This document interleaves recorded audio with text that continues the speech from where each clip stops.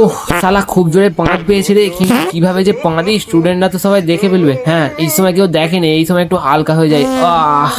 আরে উনি বাপরে, ভূমিকম্প ভূমিকম্প, বাঁচাও বাঁচাও। আরে এটা ভূমিকম্প নয় রে, মনে হয় কেউ পাঁদলো। শালা পুরো চুনার মতো গন্ধ। হাই মালিক, ক্লাসের মধ্যে কে পাঁদলো গো? আরে আমি কি করে জানবো ক্লাসের মধ্যে কে বেঁধেছে? ওই ভাই, কি বল? আজকে সকালে মালিক কিন্তু আমাকে খেয়েছিল। আরে মালিক, আজকে সকালে তুমি মূলো খেয়ে এসছো? ভাই সর্বনাশ করেছে, এবার যে আমি ধরা পড়ে যাব। কি করা যায় কি করা যায়? হ্যাঁ পায়খানা পাচ্ছে বলে পালিয়ে যায়।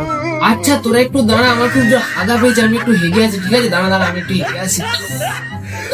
আচ্ছা ভাই, তাহলে বল, মালিক সকালে মূলো খেয়ে এসছে, আবার এখন মালিকের পায়খানা পাচ্ছে, তাহলে কে পাঁদতে পারে বলতো? কে আবার পাঁদবে? ওই শালা মালিকই পেঁদেছে।